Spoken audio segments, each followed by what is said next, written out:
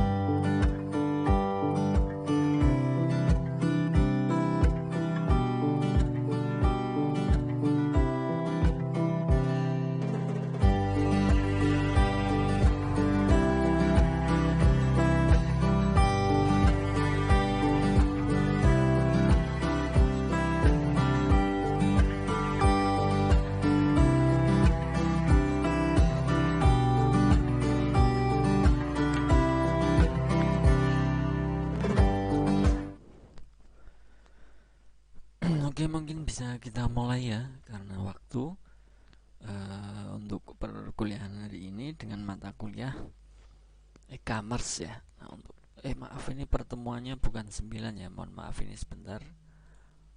Hari ini adalah pertemuan ke-7 ya.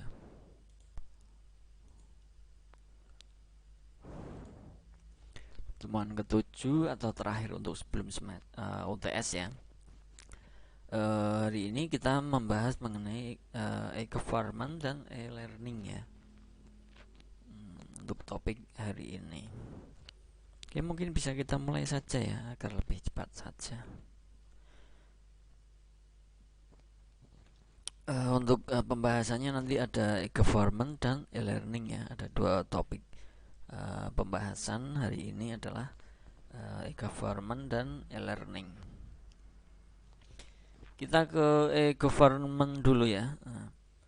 Kondisi perkembangan yang sangat cepat dari teknologi informasi memberikan pengaruh yang besar dalam tata kelola badan-badan pemerintahannya, karena government sendiri adalah pemerintahannya, sendiri adalah internet ya, maksudnya dalam hal di seperti di e-learning ya, pembelajaran ataupun bukan pembelajaran ya, berbasis internet intinya ya,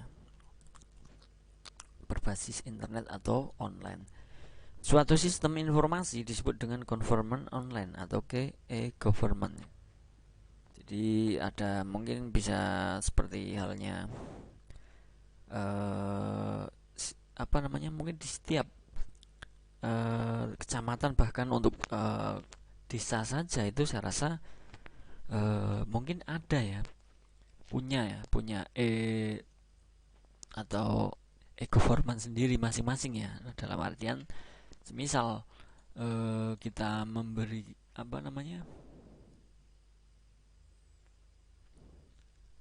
mempunyai informasi mengenai seputaran katakan di kelurahan saja ya, tidak usah jauh-jauh, itu terkadang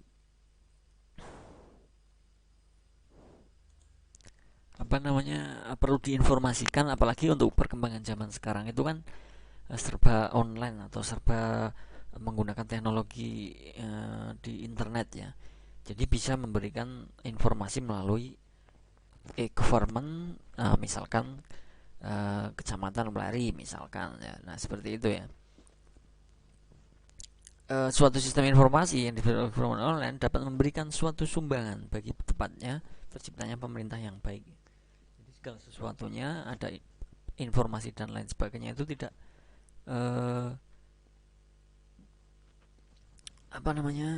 selalu terinformasikan, terupdate misalkan. Jadi semua orang bisa melihat, oh ternyata di kecamatan kita atau di kabupaten kita tuh ada kabar mengenai ini misalkan. Jadi tidak tersembunyi ya, kabar-kabar tersebut terbuka.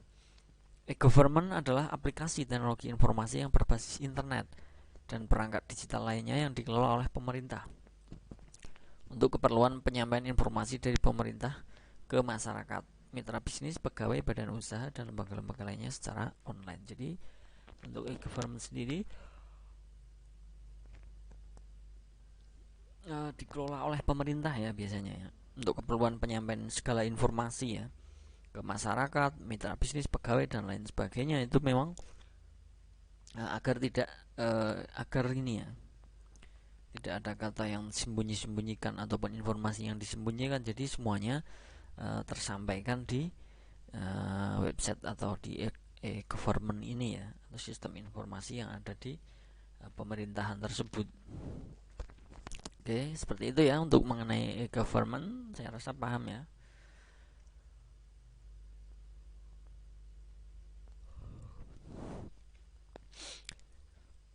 E-government termasuk di dalamnya adalah situs-situs yang berisi informasi yang dimiliki oleh badan pemerintah, wahana transaksi antar lembaga pemerintah, government to government, kemudian pemerintah dengan masyarakat, government to consumer, dan pemerintah dengan kalangan bisnis atau consumer to business. Nah, dalam pengembangannya, government merupakan bagian terpadu dalam membangun struktur ya, sistem dan proses kepemerintahan yang lebih efisien, transparan, dan akuntabel seperti harapan masyarakat.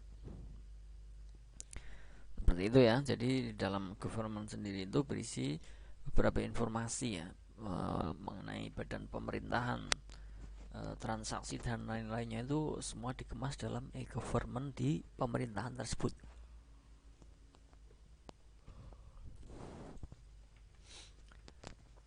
Beberapa lembaga pemerintah, baik pusat maupun daerah, telah mengembangkan e-government, sehingga pemetaan e-government di Indonesia menjadi suatu hal yang diperlukan untuk mengetahui kondisi dan kesiapan dari lembaga-lembaga pemerintahan dalam mendukung transparansi. Jadi seperti yang tadi saya katakan ya, tidak hanya untuk satu pusat ataupun satu provinsi saja, tapi terkadang bahkan untuk di kelurahan itu terkadang membuat seperti itu ya,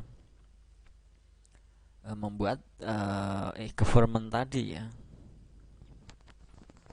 Karena apa? Itu bisa diakses oleh masyarakatnya dan bisa melihat informasi terkait yang semisal terupdate ya. Jadi semuanya tidak perlu mencari tahu harus ke kantor kelurahan untuk mengetahui info lainnya, tapi sudah dikemas dalam e-government untuk di kelurahan tersebut misalkan. Jadi ada info sedikit saja kita bisa melihat informasinya, dan untuk pihak bagian pemerintahan itu bisa menginformasikannya ya sesegera mungkin misalkan ada suatu info tertentu seperti itu. Strategi pengembangan untuk e-government dengan mempertimbangkan kondisi saat ini, pencapaian tujuan strategis e-government perlu dilaksanakan melalui 6 strategi yang berkaitan erat, yaitu kita yang pertama adalah mengembangkan sistem pelayanan yang andal dan terpercaya serta dijangkau oleh masyarakat luas. Jadi untuk sistem pelayanannya itu tentunya lebih bagus ya, mengenai yang pertama misalkan informasi, ataupun misalkan mau membuat surat rujukan, surat keterangan dan lain-lain itu sudah ada misalkan untuk cara-caranya, syarat-syaratnya itu kan lebih efektif ya. Jadi kalau orang tidak dengan melihat untuk syarat-syarat tersebut di dalam e-government tersebut misalkan, itu orang akan bisa jadi nanti pada saat membuat surat keterangan saja akan bolak-balik ya. Kenapa? Karena syaratnya kurang ini, kurang itu. Nah, kalau dengan adanya sistem informasi di sini misalkan dalam pembuatan surat pengantar untuk SKCK itu harus menggunakan beberapa syarat seperti di bawah ini misalkan. Nah, di situ kan orang akan mempersiapkannya. Jadi ke kantor itu kita tinggal langsung proses dan pembuatan untuk surat keterangan tersebut. Itu salah satu contoh kecilnya saja. Kemudian yang kedua ada menata sistem manajemen dan proses kerja pemerintah dan pemerintah daerah otonom secara holistik ya. Jadi penataan manajemen dalam suatu pemerintah tertentu ya, jadi akan lebih tertata rapi ya untuk kinerja proses kerja pemerintahannya di tempat terkait tersebut ya. Kemudian memanfaatkan teknologi informasi secara optimal.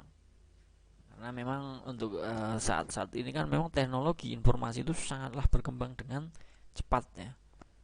Kita manfaatkan. Kenapa kalau kita ada fasilitas, kenapa kita tidak manfaatkan? Kita manfaatkan untuk teknologi tersebut dalam misalkan hal informasi mengenai mengenai di dalam pemerintahan yang disampaikan ke dalam masyarakat misalkan. Nah di situ ya, itu harus dimanfaatkan secara optimal dalam teknologi informasi.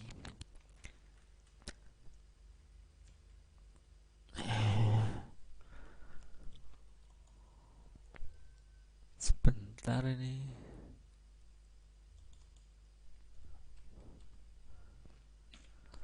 Yang berikutnya adalah meningkatkan peran serta dunia usaha dan mengembangkan industri telekomunikasi dan teknologi informasi, sama halnya ya. Nah, tentunya kita hidup pada zaman sekarang itu kan menyesuaikan ya, untuk menyesuaikan dengan adanya perkembangan telekomunikasi dan teknologi informasi ya, ikut peran serta dalam di dunia usaha maupun di pemerintahan. Kemudian mengembangkan kapasitas SDM baik pemerintahan maupun pemerintahan dengan daerah otonomi, disertai dengan meningkatkan literasi masyarakat. Jadi pengembangan kapasitas SDM tentunya pasti ya, karena dengan adanya seperti itu misalkan, itu tentunya para warga atau masyarakat itu tentunya akan tertarik ya, seperti apa sih orang yang tidak bisa saja mungkin akan bisa mencoba seperti apa untuk informasi yang ada di sini seperti halnya kita membaca berita ya, tidak perlu kita membeli koran. Dengan pada zaman dulu kita membaca informasi itu dengan koran, tapi sekarang kita bisa membaca korannya itu secara online. Nah, di situ ya kita pemanfaatan untuk pengembangan teknologi ya. Jadi secara tidak langsung untuk e-government ini ternyata mengembangkan kapasitas SDM ya dengan baik ya. Kemudian yang berikutnya adalah melaksanakan pengembangan secara sistematik melalui tahapan-tahapan yang realistik dan terukur.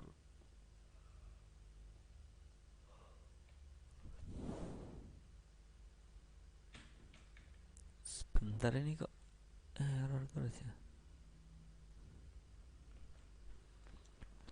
Itu adalah tadi strategi pengembangannya ya. Kemudian untuk keamanan e-government sendiri bagaimana secara teori?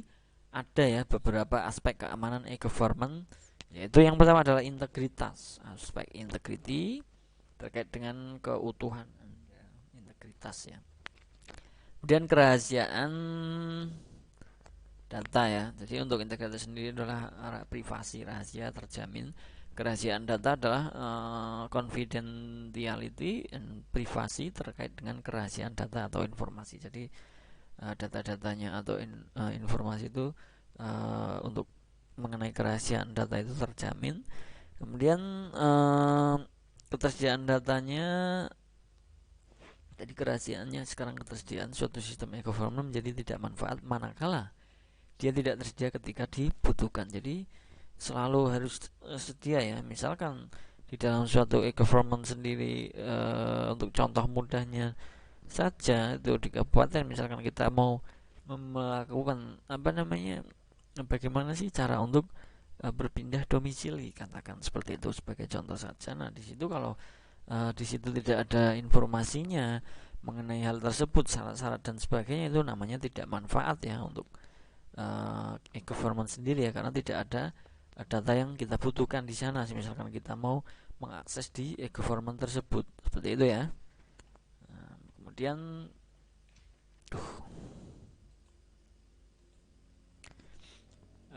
untuk pengamanan terhadap sistem e-government harus dilakukan secara menyeluruh dengan menyertakan aspek.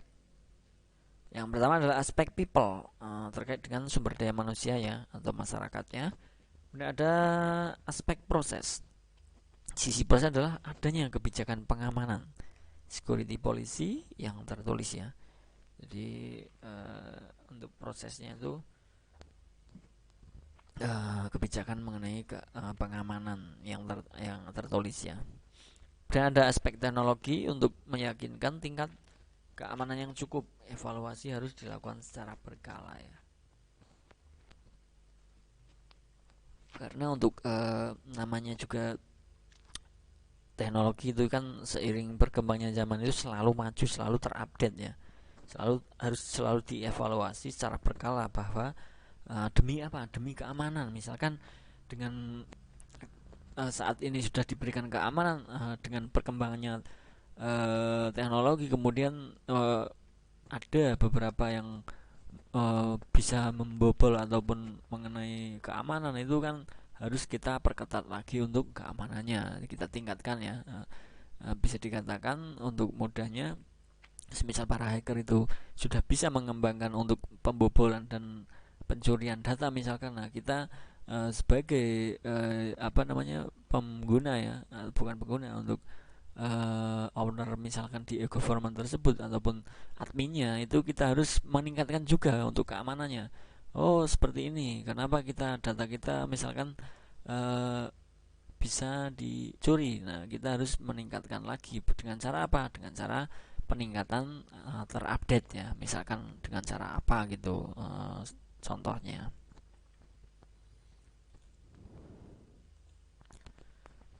Itu adalah e-government-nya. Sedikit mengenai bahasan mengenai e-government. Kemudian untuk pembahasan yang kedua, subtopiknya adalah e-learning ya.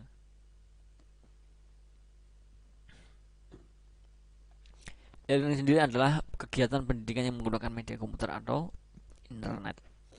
Jadi e-learning ini adalah pembelajaran internet ya, di dalam pembelajaran online, katakan bisa seperti itu. Nah, definisi lain dari e-learning adalah proses instruksi yang melakukan penggunaan peralatan elektronik dalam menciptakan, membantu perkembangan, menyampaikan, menilai, dan memudahkan suatu proses belajar mengajar, di mana belajar sebagai pusatnya serta dilakukan secara interaktif kapanpun dan di manapun. Ini banyak ya. Sekarang e-learning di internet itu sangatlah banyak.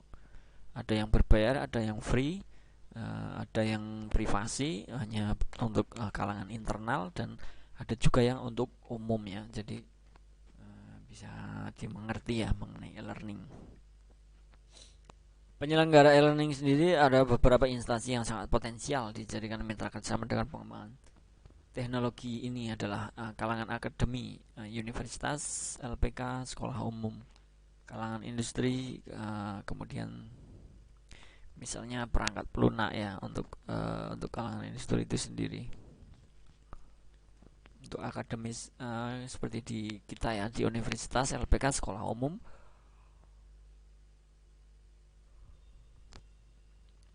Sepertinya nanti kita juga ada e-learningnya ya. Untuk di universitas kita ini sedang dalam proses untuk kuliah online. Semua mata, semua bahan dan untuk cara penyampainya juga nanti akan disediakan.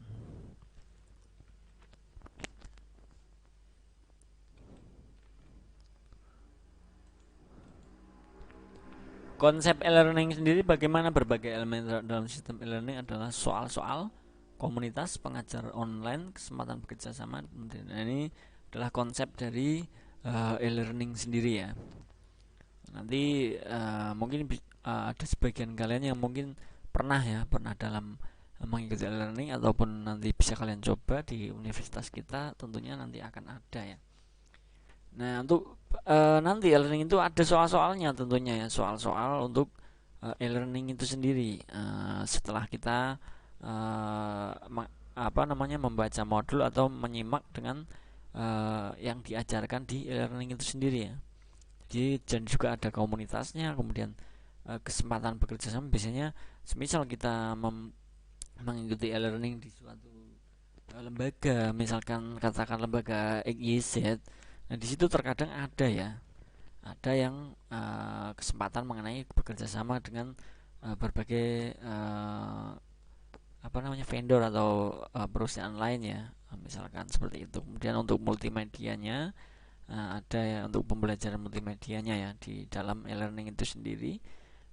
Tentunya berbagai konsep e-learning sendiri ini adalah saya rasa paham ya. Ada soalnya, ada pengajarnya, kemudian ada komunitasnya, bisa bekerja bekerja sama misalkan dengan beberapa ya. Misalkan kita katakan e-learning mengenai pembelajaran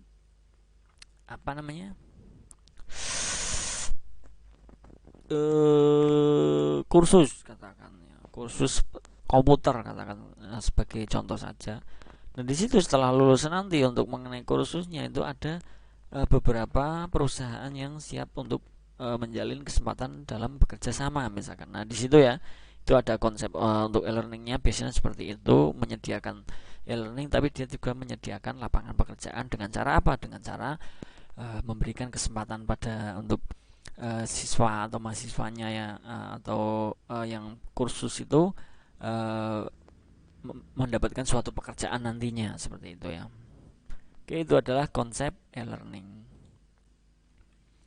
Kelebihan dan kekurangan e-learning sendiri itu ada ya. Tentunya ada kelebihan, ada juga kekurangan. Kita bahas yang kelebihan terlebih dahulu. Tentunya biaya ya. Kelebihan e-learning ini ya. Biayanya tentunya lebih murah dibanding kursus biasa tatap muka misalkan. Fleksibilitas waktunya bagaimana? Pasti lebih fleksibel. Kenapa? Karena kita bisa mengikuti. Terkadang semisal kalau kita itu orang sibuk, kemudian kita memang bekerja pada siang hari, kemudian kita bisa mengikuti e-learning pada sore hari misalkan. Nah, di situ adalah fleksibilitas waktunya. Untuk tempat juga ya, karena apalagi untuk di perkotaan itu terkadang kan macet ya, macet dan bisa telat dan lain sebagainya. Sedangkan untuk menggunakan e-learning sendiri, kita bisa di rumah saja menggunakan komputer. Jadi fleksibilitas untuk tempatnya itu sangat benar-benar ini ya, terasa ya.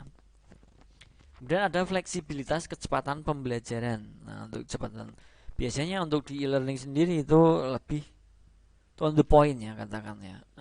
Langsung mengena ke topiknya, misalkan dalam pembelajaran komputer, misalkan ilmu komputer. Nah, itu langsung mengena ya. Karena memang dikemas dalam seperti halnya apa namanya, tidak bertele-tele, intinya seperti itu. Kemudian ada standarisasi pengajarannya, tentunya ya sesuai dengan standarisasinya. Misalkan pembelajaran komputer programmer, katakan, nah itu ada tahap-tahapnya sendiri, untuk HTML, kemudian JavaScript, kemudian CSS, kemudian barulah ke HTML untuk PHP dan lain sebagainya. Itu ada standarisasinya tentunya ya untuk di e-learning itu sendiri. Untuk efektif pengajarannya seperti yang saya tadi katakan ya, itu mengenai fleksibilitas waktu dan tempat itu bisa menyesuaikan, dan tentunya efektivitas dalam pengajarannya juga lebih efektif ya, karena kita bisa mengikuti mungkin dengan ada, apalagi untuk di e-learning pada zaman sekarang itu kan ada yang kelas pagi, sama halnya dengan perkuliahan sebenarnya. Itu menyesuaikan dengan SDM-nya. Misalkan untuk bagian orang-orang yang bekerja pagi sampai sore kemudian tidak bisa mengikuti e-learning pada pagi hari, itu ada untuk kelas yang e-learning yang malam misalkan. Nah, itu ada efektivitas untuk pengajaran mengenai kelebihan dari e-learning itu sendiri. Seperti itu ya, itu adalah kelebihan dari e-learning ya, atau pembelajaran online. Tentunya ada kekurangannya juga ya mengenai e-learning itu sendiri. Yang pertama ada budaya ya. Memang mengenai budaya ini adalah katakan kita itu satu kelas dalam e-learning itu ada beberapa orang, tetapi kita tidak bertemu ya. Jadi kita tidak bertemu dan tidak tahu siapa untuk teman kita gitu. Jadi bedanya untuk tatap muka maupun e-learning itu memang dari segi budaya banyak ya sebenarnya ya. Dan juga untuk mungkin karena memang sesuai dengan perkembangan teknologi juga ya, perkembangan untuk dunia informasi di dunia ini ya. Kemudian ada investasinya, kekurangannya adalah investasi di sini yang dimaksud adalah mungkin untuk mengenai pembayarannya. Kemudian ada teknologinya, infrastruktur, kemudian materinya. Infrastrukturnya dalam artian saat kita mengikuti e-learning itu tentunya, apalagi kalau kita e-learningnya itu memang membutuhkan sebuah praktikum misalkan. Jadi infrastrukturnya itu tidak bisa kita gunakan secara maksimal ya. Kenapa? Karena kita hanya mengikuti e-learning ya. Jadi kalau kita di rumah tidak ada ya sudah, nanti ya, seperti halnya kita tidak bisa ya nanti ya. Beda dengan untuk tatap muka sendiri, pembelajaran secara langsung seperti halnya perkuliahan di kampus itu kan kita ada bisa dikatakan komplit ya, komplit untuk infrastrukturnya. Beda dengan untuk e-learning sendiri, namanya juga e-learning ya. Tentunya kalian paham ya e-learning itu apa, tadi sudah saya jelaskan. Jadi mengenai infrastruktur itu salah satu menjadi kekurangan dari e-learning itu sendiri. Kemudian materi mungkin ada ya sebagian orang yang bisa menangkap cepat dengan materi yang to the point. Tapi terkadang ada juga beberapa sumber daya manusia ataupun orang itu kalau materi to the point itu kadang masih malah membingungkan.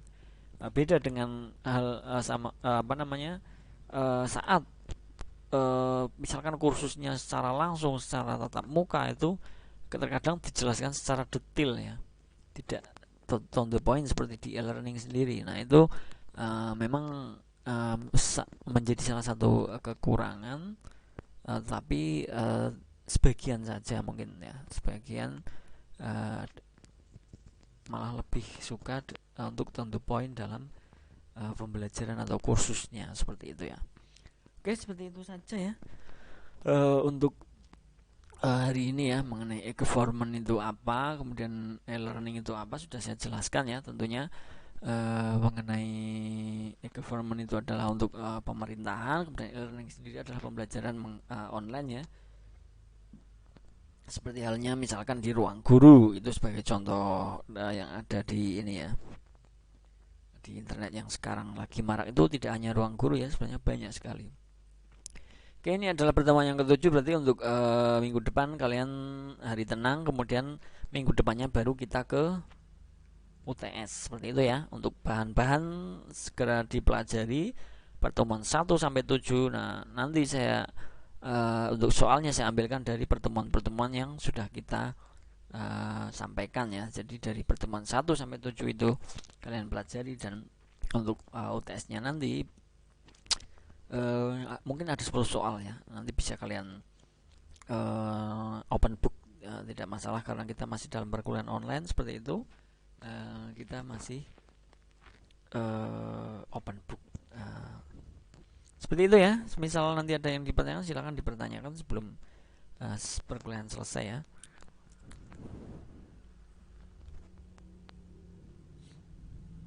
Untuk materi nanti saya share ya setelah perkuliahan ini selesai.